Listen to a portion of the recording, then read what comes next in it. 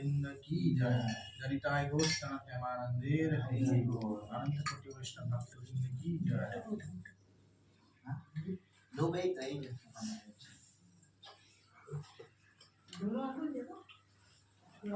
ना ना दोनों दिता है ना दोनों दिता है।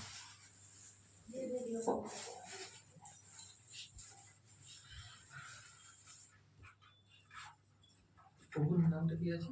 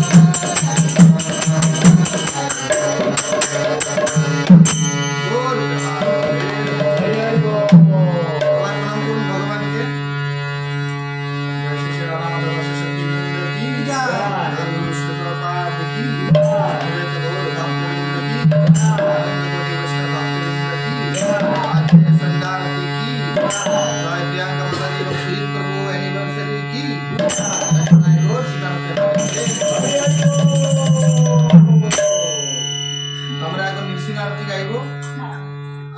আপনারা একটু কঠিন, আপনারা জানেন সিং আরতিটা, আপনারা চেষ্টা করবেন পরে পরে গাওয়া। আপনি কোনটাতে আচরণ করছেন?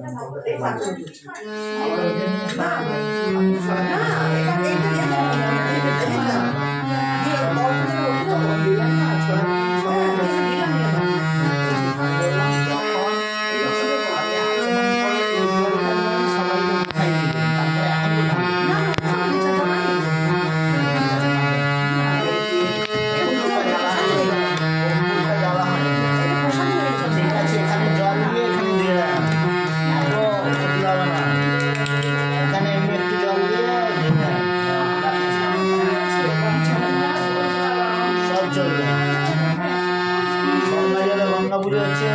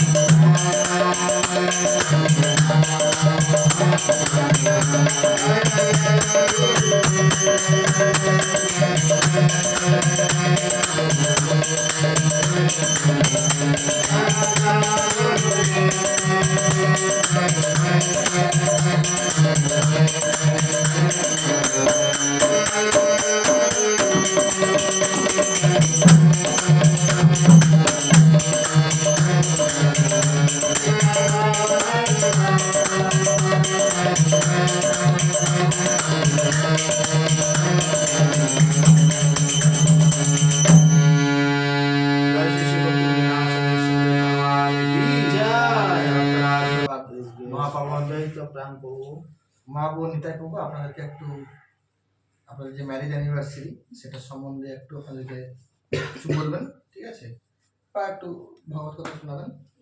তারপরে আজকে আমাদের তারপর কীর্তন করবো, শেষে কীর্তন করে আজকে প্রোগ্রাম শেষ করবো, ঠিক আছে।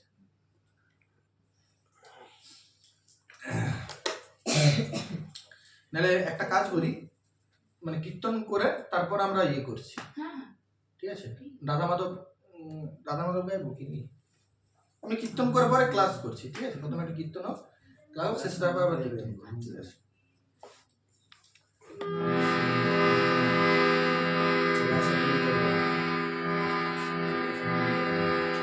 আমি দেখুন একটা জিনিস বলি, প্রথমে একটা আমি বলে দিই, আমরা যে এই হরিনাম করি এই কলিযুগের এটা কি না মহামন্ত্র, আপনারা হয়তো সবাই জানেন। কলিযুগের যুগ নাম কি? হরিনাম সংকীর্তন। তো এই কলিযুগে যদি আমরা হরিনাম করি তাহলে কি না আমরা অন্যান্য যুগে যে সমস্ত যাগযজ্ঞ তপস্যা আদি যা কিছু আছে সেটার ফল আমরা এই কলিযুগে হরিনাম করার মাধ্যমে লাভ করতে পারি। কলের ভাগবতমে শ্রীমদ ভাগবতমে বলছে কলের দোষী হৃদয়ার্জন অস্তি এক মহান গুণ কীর্তনাদেব কৃষ্ণস্ব মুক্ত সঙ্গ পরম ব্রজেত। যে কলিযুগটা হলো পাপের সমুদ্র, ঠিক আছে। এখানে আমরা দেখতে পাই সব জায়গাতেই পাপ হচ্ছে, ঠিক আছে, সব জায়গাতেই। কিন্তু এটার মহান গুণ কি না, শুধুমাত্র আমরা যদি কীর্তন করি ভগবানের নাম সকলে মিলে হরিনাম সংকীর্তন যদি করি তাহলে সমস্ত পাপ কর্মের কর্মফল থেকে আমরা মুক্তি লাভ করে আমরা ভগবানের কাছে ফিরে যেতে পারি। তো সেই জন্য সমস্ত সাধুগুরু বৈষ্ণবেরা এই কলিযুগের অপেক্ষা করে থাকেন, ঠিক আছে, যাতে আমরা এই হরিনাম করার সৌভাগ্য লাভ করতে পারি। আর কি না, আমরা যদি হাতে তালি দিয়ে হরিনাম সংকীর্তন করি তাহলে আমাদের জন্ম জন্মান্তের সমস্ত কর্মফল থেকে তো আমরা মুক্তি লাভ করি, আমাদের পাপ কর্ম নষ্ট হয় এবং কি আমাদের সৌভাগ্যের উদয় হয়, ঠিক আছে। দেখবেন আমরা অনেক অ্যাস্ট্রোলজার থাকে, দেখবেন বড় বড় পাথর দেয় আমাদেরকে আমাদের ভাগ্য পরিবর্তন করার জন্য, তাই না। তো অত দামি দামি পাথর পড়ার দরকার পড়ে না যদি আমরা হাতে তালি দিয়ে কি করি হরিনাম সংকীর্তন করি, ঠিক আছে, হরিনাম করি। আমি হরিনাম করব এখন 5-10 মিনিট, আপনারা হাতে তালি দিয়ে কি করবেন, আমার পরে পর আপনারা গাওয়ার চেষ্টা করুন, ঠিক আছে?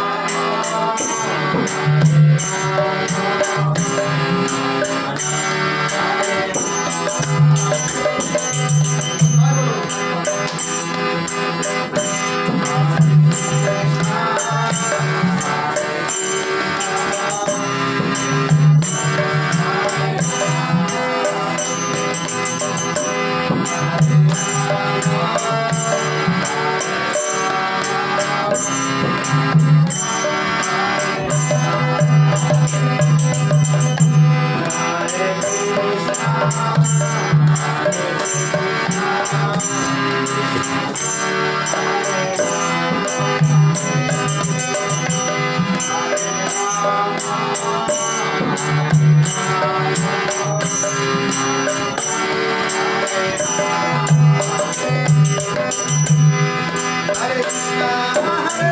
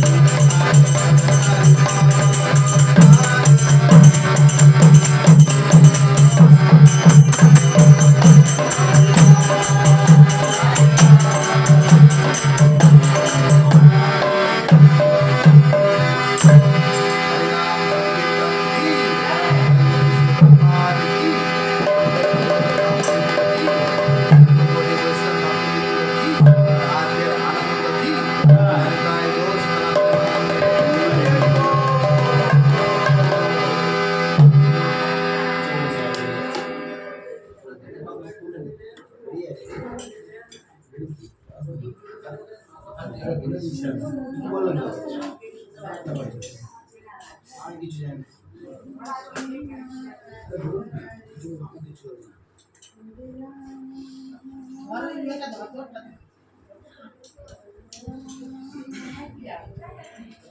আচ্ছা, আমি এখন একটু 2 মিনিট বলবো। প্রভুর একটু শরীর অসুস্থ আছে তো, সেজন্য প্রভু বলছেন যে আপনি বলুন, ঠিক আছে? তো আমি একটা 2 মিনিট বলছি, আপনারা সবাই বসুন। মাতাজি কোথায়?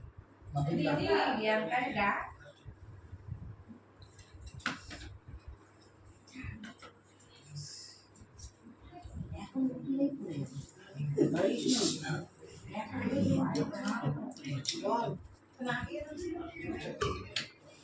একটু বসুন সবাই। আপনারা কতজন এসেছে বাইরে? যেমন একাদশ সেরকম করবি, যেমন করিস। বাইরে আর কতজন আছে? আর এই কজনই আছে আমরা। মাতাজি একটু সামনে আসুন। আপনারা সামনে থাকুন। আপনারা সামনে আসুন। দিদি কোথায়? দিদি ডাকো না। ও এদিকে আসুন প্রভু। মাতাজিকে ডাকুন। মাতাজি আচ্ছা আসছে ও নিচে গেছে। আসছে ও নিচে কিছু বলছিস? ঠিক আছে, বসুন। আমরা একটু মঙ্গলাচরণ করি, একটু কিছুক্ষণ ভগবদ্গীতা পাঠ করব, তারপরে ভাগবত কথা বলবো একটু, তারপরে আমরা শেষ করবো।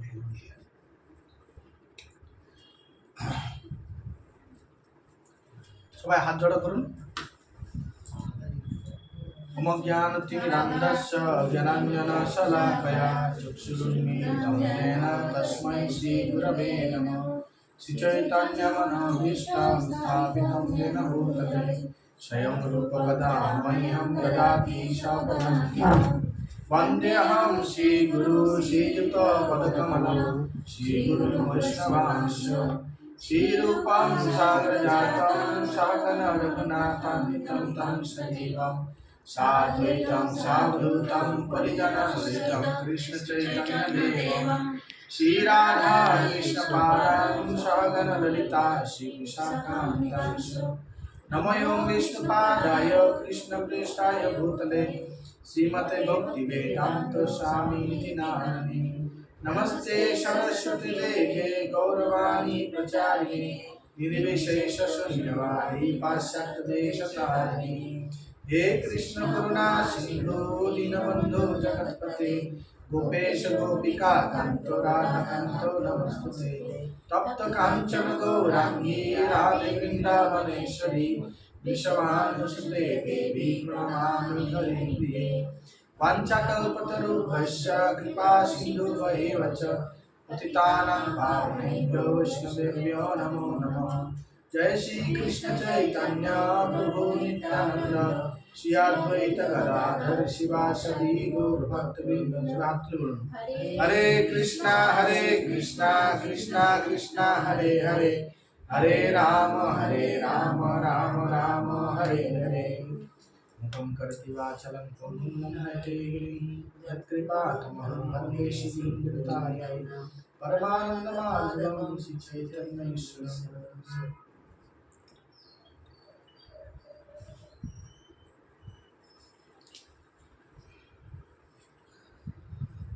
हरे कृष्णा। আগত সমস্ত ভক্তবৃন্দদের আজকের সুজিত প্রভু এবং প্রিয়াঙ্কা মাতাজির যে কত নাম্বার অ্যানিভার্সারি প্রভু এটা? হ্যাঁ, সেকেন্ড দ্বিতীয়তম বিবাহ বাৎসরিক উপলক্ষে সমস্ত ভক্তবৃন্দদের অনেক অনেক স্বাগত। এবং আমার ইসকন নিউটাউন কলকাতার পক্ষ থেকে আমি অদ্বৈত প্রাণ দাস এবং সমস্ত ভক্তবৃন্দদের শ্রীচরণ কমলে অনন্ত বিধানের প্রণাম, সকলে আমার প্রণাম গ্রহণ করবেন। তো আজকে বেশ বিশেষ দিন, মাতাজি এসছে?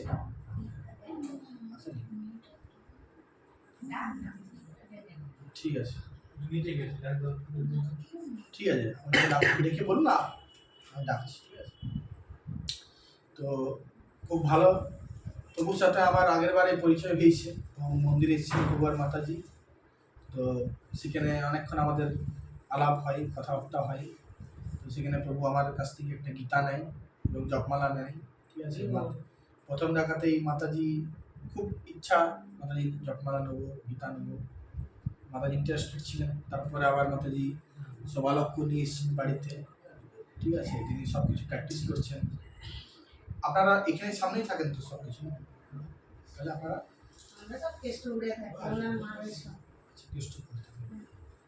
মানে এই অ্যাপার্টমেন্টে কে কে আছে? যাই হোক, খুব ভালো। অ্যাকচুয়ালি এই মনুষ্য জীবন খুবই দুর্লভ জীবন। ঠিক আছে, এই মনুষ্য জীবন খুবই দুর্লভ।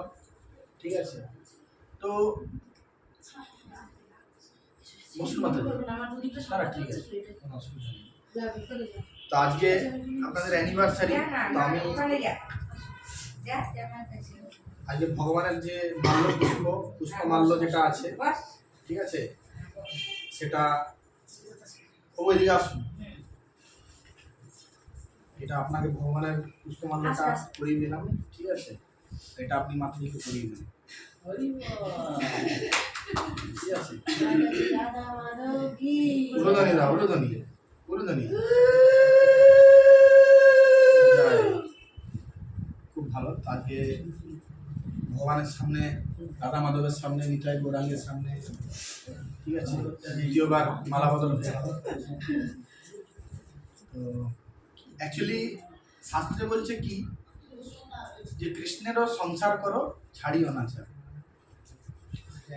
ঠিক আছে, আমরা বেসিক্যালি আমাদেরকে সাধুগুরু বৈষ্ণবেরা বলছেন যে আমাদের জীবনের অন্তিম লক্ষ্য কি হওয়া উচিত না, আহার নিদ্রা ভয় মৈথুন।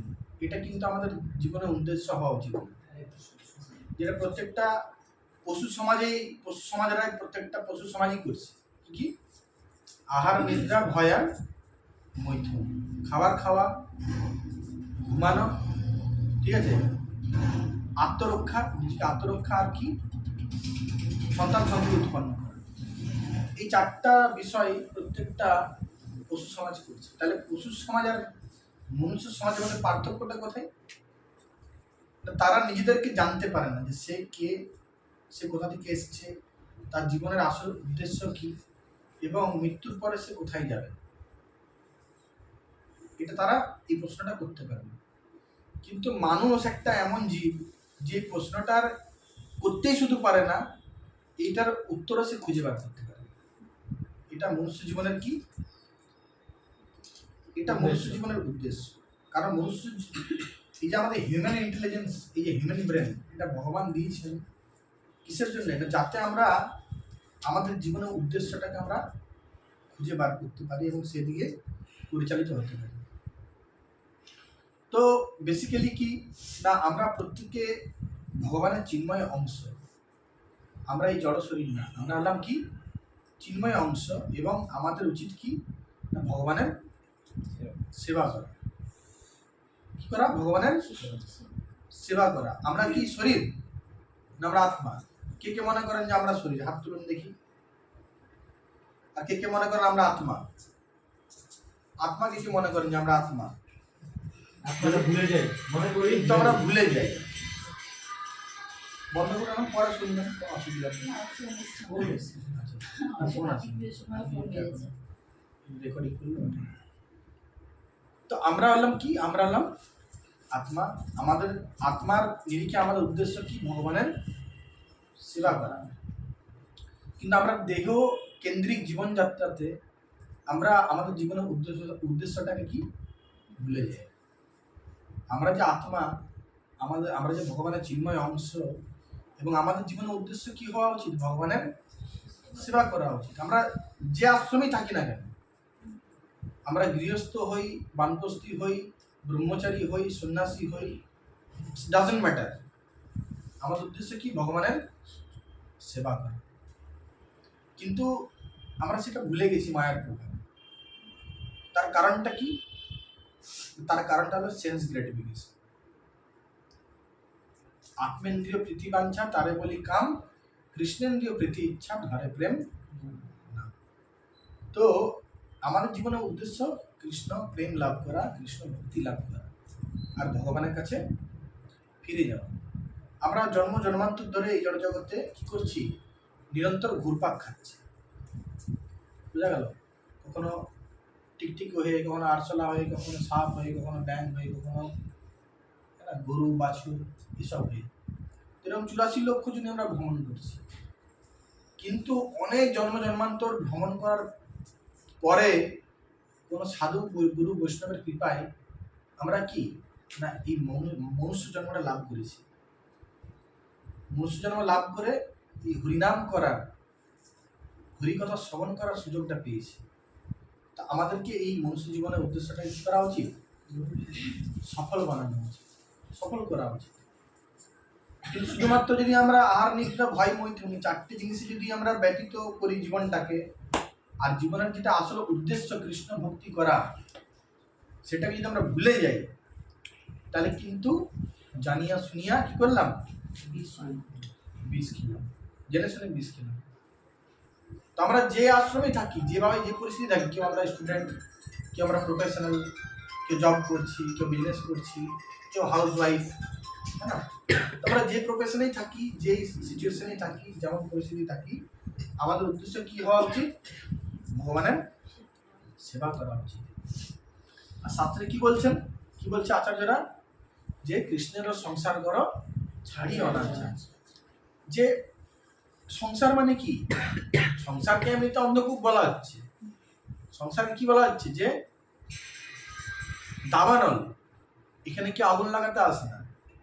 সংসারে কি হয়? আগুন অটোমেটিক জ্বলে যায়।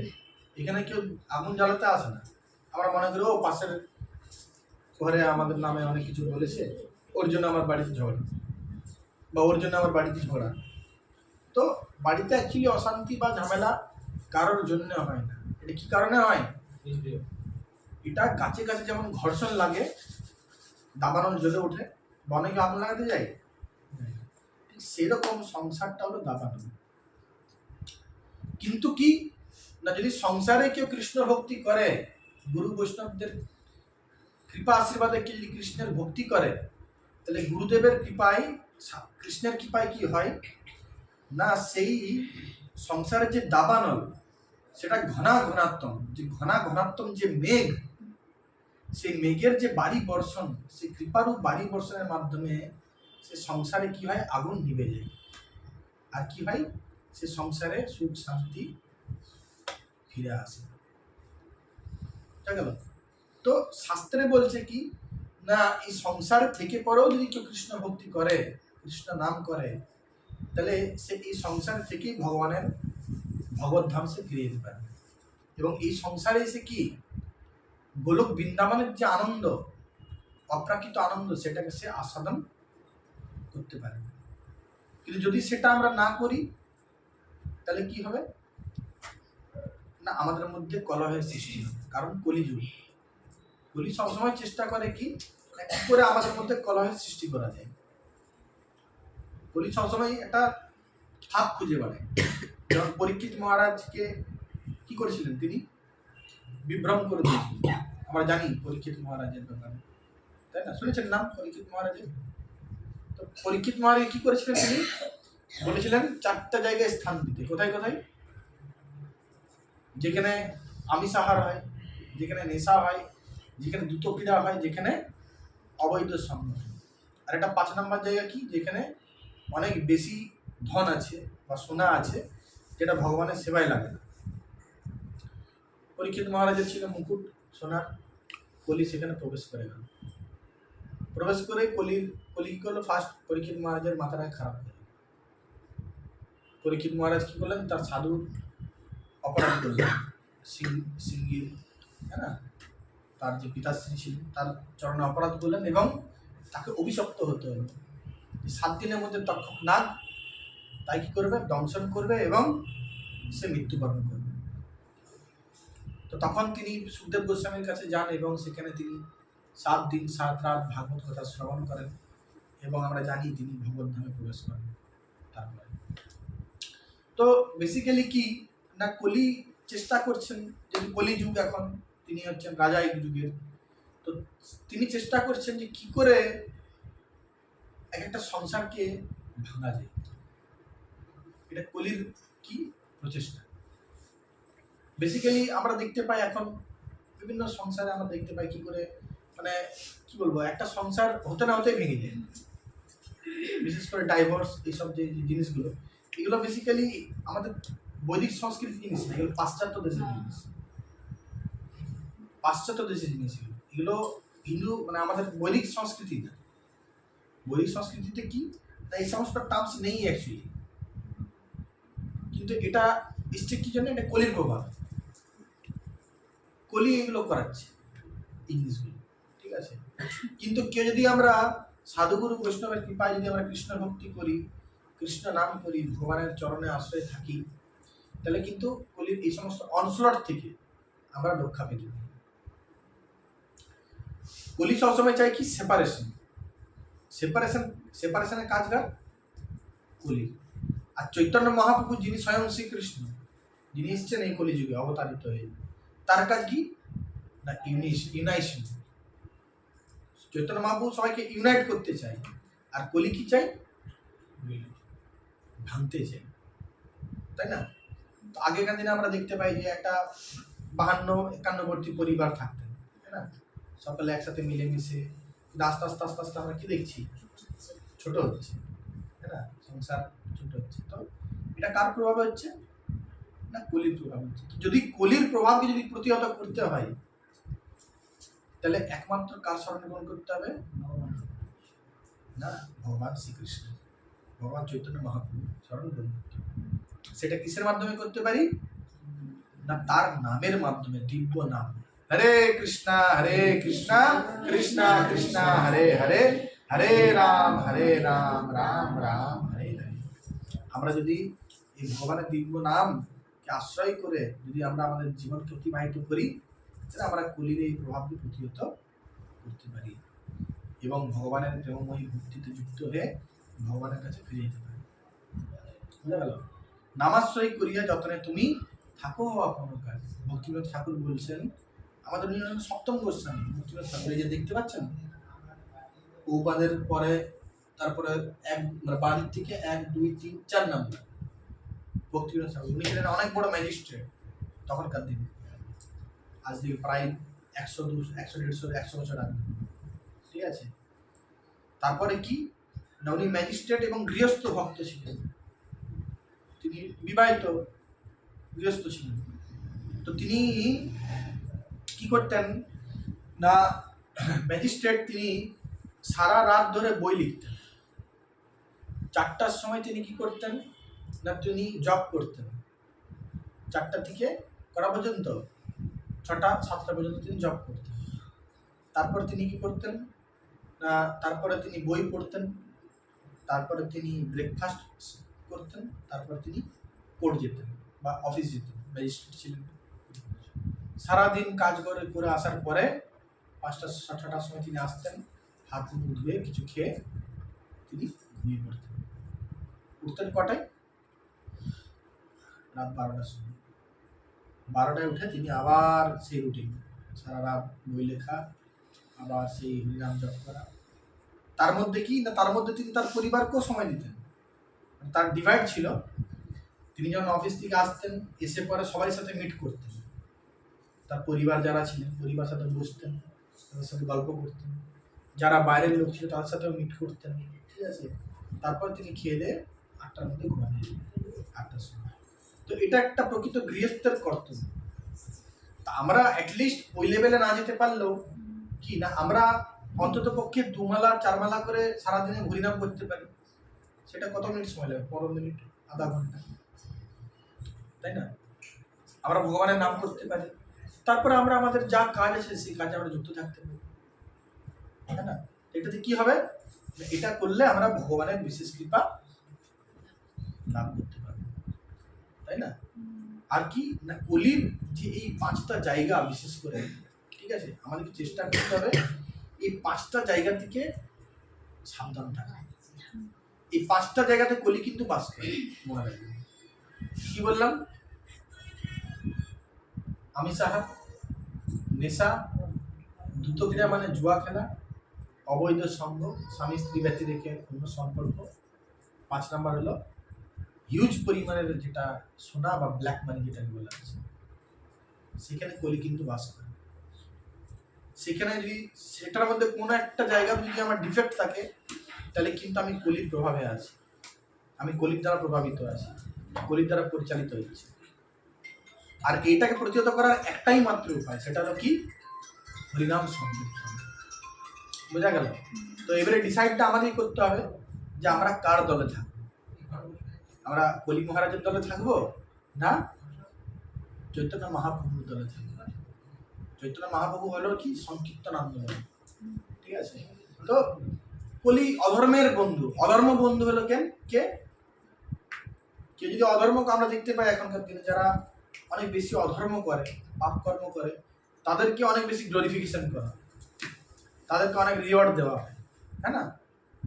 কিন্তু প্র্যাকটিক্যালি সেটা কি না, সেটা ইনিশিয়াল পিরিয়ডে করা হয়, কিন্তু অ্যাট লাস্ট কি করা হয় না, তাকে কলি মহারাজ কি করেন, পথ থেকে সরিয়ে দেন। তার যেটা স্বার্থ সিদ্ধি, এই স্বার্থ সিদ্ধিটা হওয়ার পরে কলি মহারাজ তাকে সরিয়ে দেন, মানে সে একটা জাস্ট ইনস্ট্রুমেন্ট। বোঝা গেল? কিন্তু সে মনে করে কি যে না আমি অনেক ভালো, অনেক রিওয়ার্ড পাচ্ছি, কিন্তু প্র্যাকটিক্যালি সেটা একটা জাস্ট মোহ, ইলিউশন। কিন্তু যে বুদ্ধিমান তারা জানেন যে না, বেসিক্যালি সেটা অধর্মের পথে আমরা যতই হাঁটি বা যা কিছুই করি, কিন্তু কি জয় কার হয়? ধর্মের জয়। যথা ধর্ম তথা জয়, তাই না? এটা ভগবদ্গীতায় ভগবান বলছেন কি, যত্র শ্রী বিজয় ভূতি মায়া নীতির মতি মম, তাই না? যত্র যোগেশ্বর কৃষ্ণ, যত্র পার্থ ধনুর্ধর, যত্র শ্রী বিজয় ভূতি মায়া নীতির মতি মম। যেখানে ভগবান শ্রীকৃষ্ণ আছেন, যেখানে ভগবান শ্রীকৃষ্ণের বন্ধু কে? অর্জুন, ভক্তকাম অর্জুন আছেন, সেখানে 3টে জিনিস বর্তমান থাকে। কি? যত্র শ্রী, শ্রী মানে ঐশ্বর্য, বিজয় মানে জয়, উইনিং, আর কি নীতি, সেখানে নীতি বর্তমান থাকে, নীতি কিন্তু লঙ্ঘন হয়। এই 3টে জিনিস কিন্তু বর্তমান থাকে। তাহলে ডিসাইডটা আমরাও করবো যে আমরা দুর্যোধনের দলে নাম লিখাবো না অর্জুনের দলে নাম লিখাবো। অর্জুন কাকে চেয়েছিলেন? কৃষ্ণকে চেয়েছিলেন। আর দুর্যোধন কাকে চেয়েছিলেন? তার সোলজার দিকে চেয়েছিলেন। তাহলে সোলজারকে চাই, কিন্তু আমরা যদি ম্যাটেরিয়ালিস্টিক হই, আমরা যদি বেশি পাওয়ার পোস্ট পজিশন চাই, তাহলে আমরা কি চাইবো? সোলজার চাইবো, কিন্তু সেখানে পরাজয় নিশ্চিত। কিন্তু আমরা যদি ইন্টেলিজেন্ট হই, বুদ্ধিমান হই, তাহলে আমরা কাকে চাইবো? কৃষ্ণকে চাইবো, ঠিক আছে? সেই জন্য বলে কি যে কৃষ্ণ যে ভজে সে বড় চতুর, কারণ তারা জানে যে কৃষ্ণকে যদি আমি লাভ করতে পারি, কৃষ্ণকে যদি আমি কৃষ্ণের শরণ গ্রহণ করতে পারি, কৃষ্ণ ভক্তি যদি করি, তাহলে সব বিষয়ে আমার পাওয়া হয়ে যায়। কারণ কৃষ্ণ হলেন কি, তিনি হলেন সর্বে সর্বা, তিনি হলেন পরম যোগেশ্বর, তিনি হলেন পরম শক্তিমান পরমেশ্বর ভগবান, ঠিক আছে? তো ওই জন্য সকলের কাছে প্রার্থনা যে আপনারা সকলে ভগবদ্গীতা পড়ুন, ঠিক আছে? এই ভগবদ্গীতা ভগবান শ্রীকৃষ্ণ অর্জুনকে দিয়েছিলেন এই কুরুক্ষেত্রের রণাঙ্গনে, ঠিক আছে? আজ থেকে 5000 বছর আগে। কোথায়, কখন দিয়েছিলেন না, ঠিক এই মাসে দিয়েছিলেন। ওই জন্য এই মাসটাকে কি বলা হয়? গীতা জয়ন্তী মাস, যেটা এই 1 ডিসেম্বর মোক্ষদা একাদশী আসছে। এই মোক্ষদা একাদশীতে আমাদের এটা উদযাপিত হবে। কোথায়? ISKCON new town, Kolkata. এখান থেকে মাত্র 15 কিলোমিটার দূরে, সাপুরজি থেকে সামনে, ঠিক আছে? 1 ডিসেম্বর ওই দিনই ভগবান শ্রীকৃষ্ণ অর্জুনকে গীতা দিয়েছিলেন। তো গীতাতে আমরা জানি 700 কটা 700 শ্লোক আছে। তো সেই 700 শ্লোক আমাদের নিমতানে পড়া হবে, পাঠ হবে 10টা থেকে 1:30 পর্যন্ত, ঠিক আছে। তার মধ্যে আমারও স্লট থাকবে, ঠিক আছে, একটা 12:45 থেকে 1:15 পর্যন্ত, 3টে চ্যাপ্টার থাকবে। আরও বাকি ভক্তরাও পরপর করবে, তার মধ্যে আমারও একটা স্লট আছে, সেখানে আমিও ডিসাইড করব। তারপরে সবার জন্য প্রসাদ থাকবে এবং বিকেল 4টা থেকে 4টা বা 4:30 থেকে গীতা যজ্ঞ অনুষ্ঠান হবে। গীতা যজ্ঞ, সেখানে সবাই বসতে পারবে, গীতা যজ্ঞে আহুতি দিতে পারবে। তো যারা অ্যাটলিস্ট গীতার ডোনেশন করবে 11টা গীতা মিনিমাম, তো তারা গীতা যজ্ঞতে বসতে পারবে। এটা হলো মানে আমাদের যেটা ক্রাইটেরিয়া, ঠিক আছে। আর প্রত্যেকটা গীতা অ্যাকচুয়ালি খুব মিনিমাম এমনি 270 দাম ডোনেশন, কিন্তু এটা গীতা জয়ন্তী উপলক্ষে এটা আমরা 250 নিচ্ছি, বুঝা গেল। তো আপনারা প্রত্যেকে যার বাড়িতে গীতা নেই তা আপনারা গীতা নিতে পারেন একটা করে অ্যাটলিস্ট, ঠিক আছে। বা যারা গীতা স্পন্সর করতে চান আপনারা গীতা স্পন্সরও করতে পারেন, ঠিক আছে। কারণ এই মাসটা অত্যন্ত গুরুত্বপূর্ণ মাস। ভগবান শ্রীকৃষ্ণ এই মাসে অর্জুনকে গীতা দিয়েছিলেন এবং আমাদের এই যে স্পন্সরশিপ গীতা যেটা আছে সেটা আমাদের কি না, যারা আমাদের স্কুলে এখানে গুরুকুল আছে, ছোট ছোট বাচ্চা, সেখানে ধরুন স্কুল কলেজে যারা পড়ে, যারা অরফেন এজে থাকে, প্রতিবন্ধী যারা রয়েছেন, প্রতিবন্ধী, ঠিক আছে, যারা প্রিজন হাউসে থাকে, জেলে থাকে, তাদেরকে আমরা এই গীতাগুলো দিই ফ্রি অফ কস্ট, স্পন্সরশিপের গীতা, ঠিক আছে। তো আপনাদের আমি আপনাকে আজকে সকালে বলেছিলাম, ঠিক আছে। তো আপনারা খুব বিশেষ দিন আজকে, আপনারা অ্যাটলিস্ট 11 গীতা আপনারা চাইলে করতে পারেন, সেটা খুব মিনিমাম, ঠিক আছে। পার গীতা ধরুন 270, কিন্তু ওটা ডিসকাউন্ট করে কত পড়ছে 250 পড়ছে। তো আপনারা আপনাদের খুশি মতন 5টা হোক, 6টা হোক, 11টা হোক, 21টা হোক, এরকমভাবে আপনারা আপনাদের সাধ্য মতন দান করতে পারেন। বা যাদের গীতা নেই আপনারা আপনাদের পাড়ার নিজের জন্য নিতে পারেন, আপনাদের বন্ধু বান্ধবীদের জন্য নিতে পারেন, আপনাদের যারা রিলেটিভ তাদের জন্য নিতে পারেন। কারণ সবথেকে বড় জিনিস কি, গীতা পাঠ করা এবং অন্য কাউকে সেটা দান করা।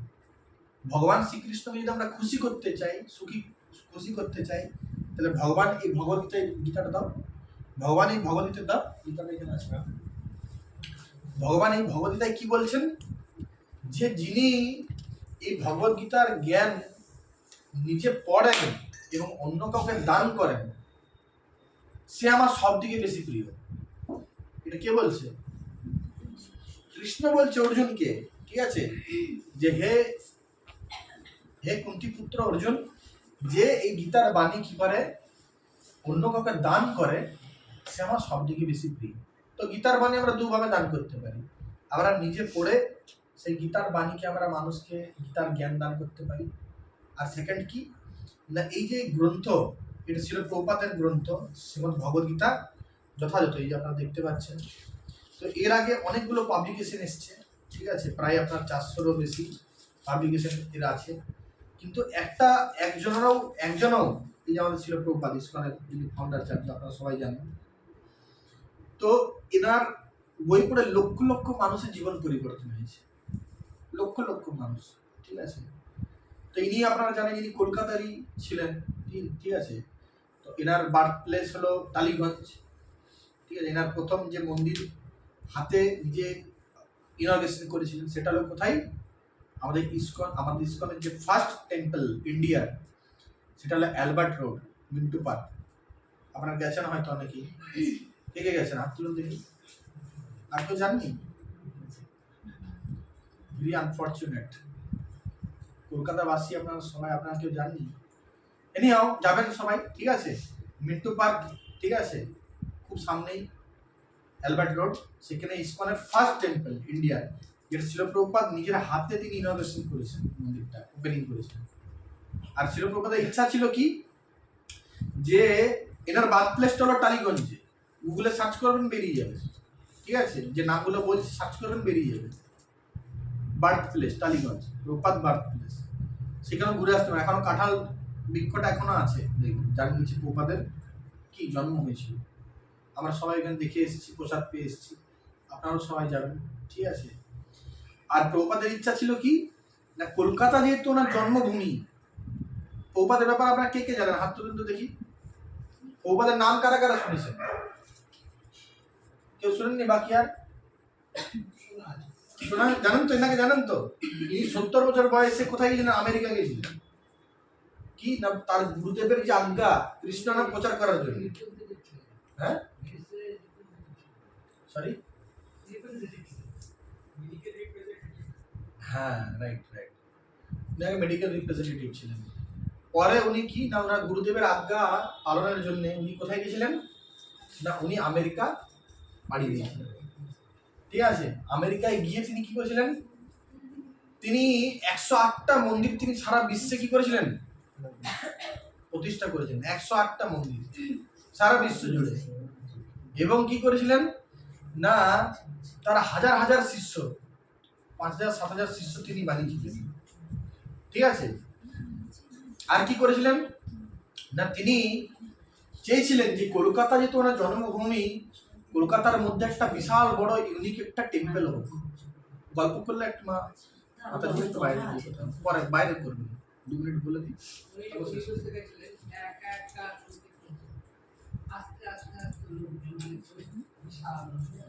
হ্যাঁ, উনি এককভাবে কি করেছেন, সারা পৃথিবী জুড়ে কৃষ্ণ ভক্তির যে নাম, কৃষ্ণ কথা তিনি প্রচার করেছেন এককভাবে।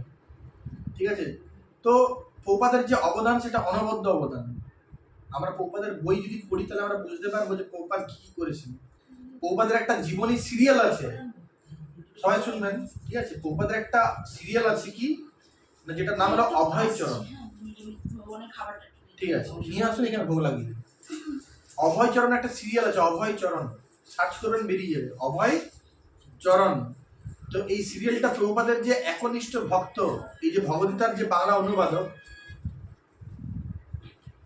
এই যে বাংলা অনুবাদক, ঠিক আছে, শ্রীমৎ ভক্তিচরণ স্বামী গুরু মহারাজ, উনি এই অভয়চরণ সিরিয়ালটা কি করেছেন, বানিয়েছিলেন প্রভুপাদের জন্য। তো আপনারা সবাই ওই সিরিয়ালটা দেখবেন অতি অবশ্যই। সিরিয়ালটার নাম কি, অভয়চরণ। প্রভুপাদের পুরো জীবনীটা ওটার মধ্যে আছে। ঠিক আছে, এবং অতি অবশ্যই আপনারা যাবেন। আর প্রভুপাদের ইচ্ছা ছিল কি যে আমাদের যে ইস্কন কলকাতা যেহেতু ওনার জন্মভূমি, সেখানে একটা বড় মন্দির হোক, বিশাল বড় মন্দির হোক। তো আমরা 50 বছর ধরে ট্রাই করছি জায়গা নেওয়ার, কিন্তু কোথাও সুটেবল জায়গা আমরা পাইনি, কোথাও পাইনি। তো প্রভুপাদ তার 1975 সালে তার শিষ্য গর্গমুনিকে বলেছিলেন লেটারের মাধ্যমে যে কলকাতা যেহেতু আমার জন্মভূমি, আমি চাই যে আমার সমস্ত শিষ্যরা এখানে একটা বিশাল বড় ইউনিক মন্দির বানান, আর সেটাই তার গুরুদেবকে দেওয়া হবে যথার্থ কি, যথার্থ গুরু দক্ষিণা। এটা প্রভুপাদ চেয়েছিলেন 50 বছর আগে। তো 50 বছর আমরা কোথাও জায়গা খুঁজে পাইনি। রিসেন্টলি আমাদের ইস্কন নিউটাউন কলকাতা সাপুরজির সামনে, সেখানে আমরা 35 একর জায়গা পেয়েছি। কতটা? এখনো পর্যন্ত 35 একর। আস্তে আস্তে আরো জায়গা নেওয়া হচ্ছে। ইয়েস ইয়েস ইয়েস, গোশালা, ওইটাই আপনারা সার্চ করবেন গুগল ম্যাপে, গুগলে ইস্কন নিউটাউন কলকাতা, ওপরে ওখানে গেছিলেন। তো আমরা সবাই ওখান থেকেই আসছি, প্রভুপাদ চেয়েছিলেন। তো ওখানে আমরা বিশাল বড় মন্দির বানাতে যাচ্ছি। ঠিক আছে, যেটার প্রজেক্ট কস্ট হচ্ছে মাত্র 90 কোটি টাকা। বুঝতে পারছেন, সেটা 3টা ভাগে ভাগ আছে, একটা 35 কোটি, একটা 45 কোটি, একটা হলো 10 কোটি গোশালা। তো এখানে কি না, আমাদের 3 রকমের মেম্বারশিপও আছে, সকলের সহযোগিতার জন্য, মানে সবাই নিজে নিজে সামর্থ্য নেবো, কিন্তু ফিজিক্যাল গরু না, মানে ওখানের গরু ওখানে আপনি দান করতে পারেন, বাইরের গরু না, মানে ওখানের গরুই আপনি ওখানে দান করতে পারবেন। কেউ বলছিল একজন আর গরু রাখতে পারছে না, কিছু হ্যাঁ মানে তার পরিবর্তে কিছু নেবেন, এমনি দিয়ে দেবেন। হ্যাঁ হ্যাঁ, তো ওটা এখন যখন বড় গোশালা আমাদের হবে তখন সেটা হবে। এখন এখন বড় গোশালা যেহেতু নেই, হ্যাঁ না, ওখানে গোশালা, ওখানে গোমাতাকে আপনি দান করতে পারেন। বোঝা গেল? তো সেখানে আমাদের গৌশালাটার জন্য 10 কোটি টাকার আমাদের বাজেট আছে। আচ্ছা উচ্চ পর্যায়ে যদি কি জার্সি গরু কিনা সেক্ষেত্রে নেবে সেটা নেবো, কিন্তু বড় গোশালা যখন হবে তখন। মানে এই গোশালাতে আমাদের অ্যাকোমোডেশন যেহেতু লিমিটেড আছে, সেই জন্য আমরা আর কোনো গোমাতা বাড়াতে চাইছি না, ঠিক আছে। তো ওখানে আপনারা সবাই আসবেন, সেখানে মেম্বারশিপও আছে, 1/2 square feet, 1 square feet, 2 square feet, 3 square feet, এরকমভাবে আপনারা দান করবেন। মানে 5,500 টাকা থেকে শুরু, 1/2 স্কোয়ার ফিট।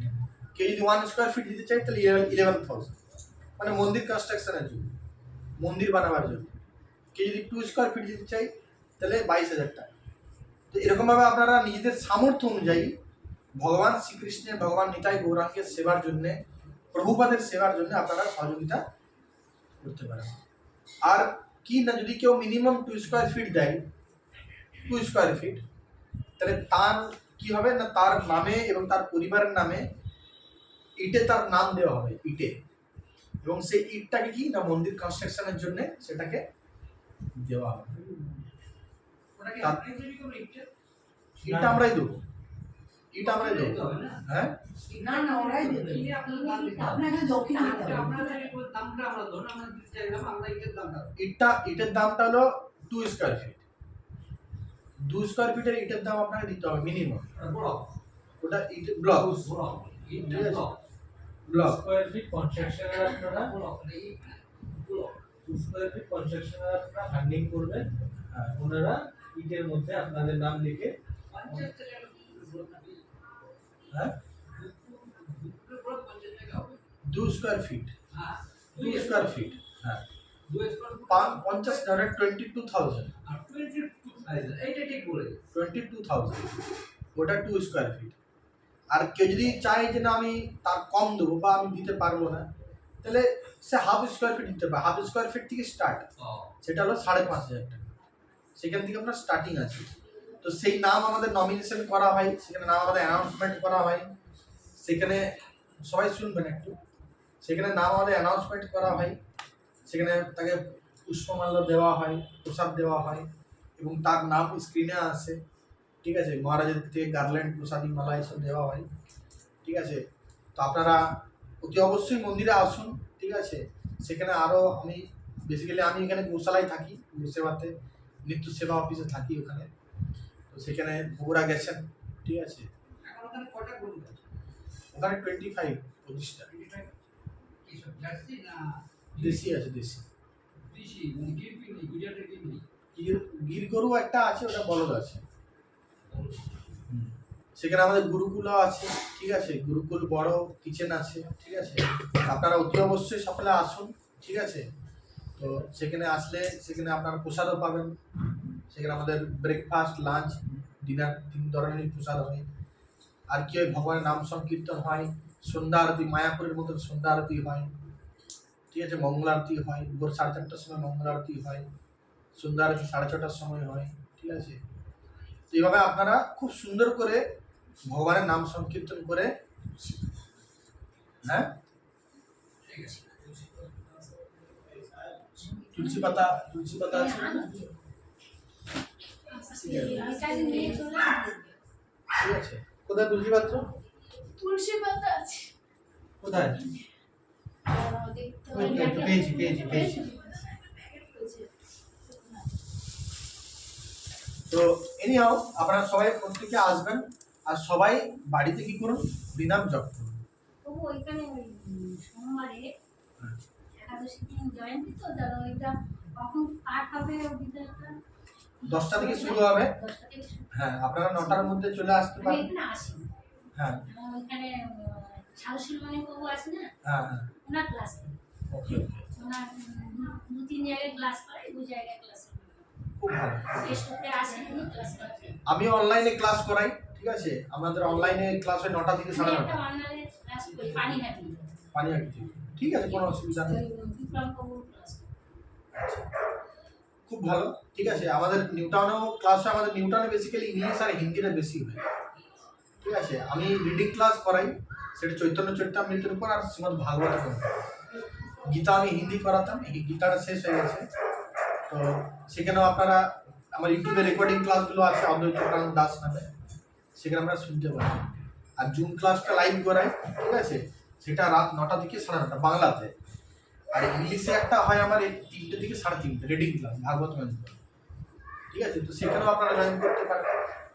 আর এমনি আমাদের প্রতিদিন 8টা থেকে ভাগবতম ক্লাস হয় হিন্দিতে, সেটা লাইভ টেলিকাস্ট হয়। আমাদের যে চ্যানেল আছে ইসকন নিউটাউন কলকাতা, সেই চ্যানেলে আপনারা পাবেন। আর আমার পার্সোনাল একটা চ্যানেল আছে, সেটা হলো অদ্বৈত প্রাণ দাস নামে, ঠিক আছে, সেখানেও আপনারা পাবেন। আর আপনারা চেষ্টা করুন বাড়িতে থেকে হরিনাম করার, ভগবানের নাম সংকীর্তন করার, আর কি না কিছু গীতা স্পন্সরশিপ করার। যেহেতু গীতা জয়ন্তী ফেস্টিভ্যাল আসছে এই 1 তারিখে, মোক্ষদা একাদশী, ওই দিন ভগবান শ্রীকৃষ্ণ অর্জুনকে গীতার জ্ঞান দান করেছিলেন। তো আমরা যদি এই গীতার জ্ঞান সাধারণ মানুষদের জন্য যদি আমরা দান করি, যদি নিজেদের জন্য একটা অন্তত গীতা নিই, তাহলে আমরা ভগবানের বিশেষ কৃপা লাভ করতে পারবো, ঠিক আছে। তো আপনাদের খুব সাধ্য মতন আপনারা কিছু গীতা স্পন্সরশিপ করতে পারেন, ঠিক আছে, বা আপনাদের আত্মীয় স্বজনের জন্য বা আপনার যারা বন্ধু বান্ধব তাদের জন্য আপনারা গীতা নিতে পারেন। আর 11 গীতা যদি আপনারা মিনিমাম করেন, তাহলে আপনারা এখানে গীতা যজ্ঞ যেটা হবে 4টা থেকে, সেখানে আপনারা বসতে পারেন। 4টা থেকে যে গীতা যজ্ঞটা হবে, ঠিক আছে। তো যাই হোক, আপনারা যদি আরো বেশি কিছু জানার থাকে তো আমাদের প্রিয়াঙ্কা মাতাজির কাছে আমার নাম্বার আছে, প্রভুর কাছে, তো সেখানে আপনারা হ্যাঁ আসুন। এখানে আমাদের গোশালা অফিস আছে, কোনো অসুবিধা নেই ওখানে। আচ্ছা, ওখান থেকে ভাগবতম নিয়েছি, এবারেই নিয়েছি। ওখানে কার সাথে যুক্ত আছে? হ্যাঁ, রাধা অষ্টমীর দিন নিয়েছি। ওখানে কার সাথে যুক্ত আছে? ওই তো সাধু শিরোমণি নিউটাউনে সাধু শিরোমণি অপর্ণা মাতাজি। ওকে ওকে, ঠিক আছে। মানে মেন কথা হলো যে কোনো কাউন্সিলরের সাথে যুক্ত থাকা, কোনো ভক্তের সাথে যুক্ত থাকা, এবং কি না প্রতিদিন এই কৃষ্ণ কনসিয়াসনেস প্র্যাকটিস করা, ভগবানের নাম চ্যান্টিং করা, বাড়িতে একটু গীতা ভাগবত পাঠ করা, হ্যাঁ না, একটু কৃষ্ণ কথা প্রচার করা, মানুষকে একটু কৃষ্ণ কথা জানানো, একটু কৃষ্ণ নাম জানানো, গীতার বাণী প্রচার করা। তো প্রচার থেকেও বড় জিনিস হলো কি নিজের জীবনে আচরণ করা, তাই না? আচার যদি ভালো হয় তাহলে প্রচার অটোমেটিক্যালি হবে। তো ফার্স্ট হলো নিজে হরিনাম কীর্তন করা, আর এই যে নিয়ম নীতি কিছু মেনে চলা, এই যে 4টা নিয়ম নীতি, বেসিক্যালি এই জিনিসগুলো মেনে চলা। কারা কারা এখানে আমরা 4টা নিয়ম পালন করে না, হাত তুলে দেখি। এখনো 4টে নিয়ম হয়নি, 3টে নিয়ম, মানে পুরোপুরি 4টে নিয়ম করতে পারিনি, কিন্তু ষোলমালাটা জপ করি, চেষ্টা করি। আমার গুরু মহারাজ শ্রী শ্রীমৎ গীতা ভক্তিচরণ স্বামী গুরু মহারাজ বলেন যে বাঙালির একটাই প্রবলেম, মানে মাছ না খেলে ভাত হজম হয়। এটা বাঙালিদের, এটা শ্রী শ্রীমৎ ভক্তিচরণ স্বামী গুরু মহারাজ বলেন, ঠিক আছে। এটাই বাঙালিদের বিশেষ সমস্যা। নাহলে বলছি বাঙালিরা সব ছেড়ে দিতে পারে, তাদেরকে অসম্ভব বিষয়, ঠিক আছে।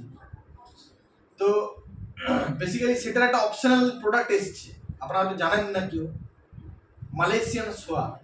আপনারা খেয়েছেন কেউ? খাননি?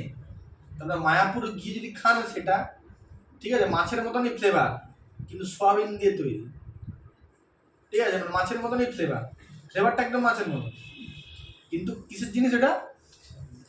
ওটা যদি খান তো মাছ খাওয়া ভুলে যাবে, বোঝা গেল তো? আর শরীরে কোনো ইফেক্ট না। আর মাছের যারা প্রোটিন, তার 50 ডবল প্রোটিন ওটা সোয়া, মালয়েশিয়ান সোয়াতে আছে। হাই প্রোডাক্ট বললাম, হাই প্রোটিনের জিনিস, ঠিক আছে। মাছ খাওয়া ভুলে যাবেন আপনার, মাছে কতটা প্রোটিন থাকে, অনেক তার থেকে 20-30 ডবল প্রোটিন আপনার মালয়েশিয়ান সোয়াতে আছে। এখন তো আর মাছ খাচ্ছে না, এখন সবজি খাচ্ছে, ডিম খাচ্ছে। মাছ ভুলেই গেছে, মাছ ভুলেই গেছে।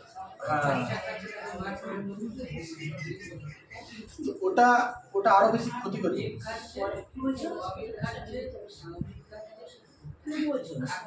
দেখুন, ভগবান শ্রীকৃষ্ণ গীতায় বলছেন যে কেউ যদি আমাকে কোনো কিছু অফার না করে খায়, তাহলে সে প্রতি গ্রাসে গ্রাসে কি খায়? পাপ খায়। যদি কেউ আমাকে না দিয়ে খায়, তাহলে সে প্রতি গ্রাসে গ্রাসে কি খায়? পাপ খায়, পাপ। আর পাপ ছাড়ে না কারোর বাপকে, বুঝলেন তো? তো সেই জন্য ডিসাইডটা আমাদেরকে করতে হবে যে আমরা কি খাবো, পাপ খাবো না ভগবানের প্রসাদ খাবো। তবে কেউ অনেকে থাকে যারা অসাম্প্রদায়িক বা ধরুন যারা ঠিক পরম্পরায় নেই, তারা কি বলে যে না সব কিছু ভগবান থেকে তৈরি হয়েছে, তো মাছ মাংস ডিমটা ভগবানকে ভোগ লাগানো যেতে পারে। তারা কিন্তু আমাদের সঠিক পরম্পরায় না, তারা কিন্তু মানে অন্য মানে কি বলবো অসাম্প্রদায়িক তারা। দেখুন যারা রামায়ণ না পড়েছে, হ্যাঁ মনোযোগ দিয়ে রামায়ণ যারা না পড়েছে, হ্যাঁ তারা এই রামায়ণের প্রতি ক্ষেত্রে মদ খাওয়া নিষেধ। হ্যাঁ যদি পশুর মাংস খাওয়া যতটা ভালো, তার চেয়েও খারাপ হচ্ছে হ্যাঁ আমাদের সাথে পশু রক্তের তুলনা দিয়েছে হ্যাঁ রামায়ণে বলেছে। দেখুন আমরা বলেছে হ্যাঁ যে রামায়ণ পড়েছে, আপনি কি বলছেন এই ব্যবসার কথা বলছেন, হ্যাঁ মানে পরিস্থিতির টাকা পরের বউর সাথে সংযোগ করা, এইসব রামায়ণ সুন্দর নির্দেশ আছে, এইসব না করার সব ইয়েস একদম রাইট। কিন্তু এটা কলিযুগের মানুষেরা কজন না মানছে সেটা। রামায়ণ আপনি যদি মনোযোগ দিয়ে পড়েন, হ্যাঁ তাহলে আপনি সব বুঝতে পারবেন। ইয়েস। তো আমরা তো ধরুন সেটা করছি, কিন্তু নিজেকে নিজে প্রশ্ন করতে হবে যে আমি কতটা পালন করছি। যদি মনোযোগ দিয়ে পালন করে, তাহলে আমি তো সেই জিনিসটাই বলছি যে আমরা আমাদেরকে প্রত্যেককে নিজেকে জিজ্ঞেস করতে হবে যে আমি কতটা করছি, বুঝতে পারছেন তো? তো সেই জন্য নিজেকে এটা প্রশ্ন করতে হবে যে আমি কি আদৌ সেটা পালন করতে পারছি।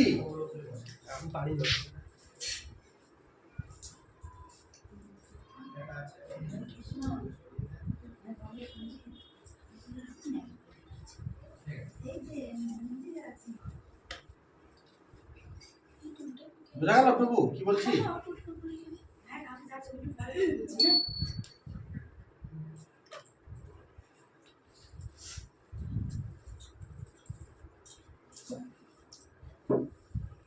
ঠিক আছে, এখানে তাহলে আমি পাঠ শেষ করছি, এখন ভোগ লাগানো হবে।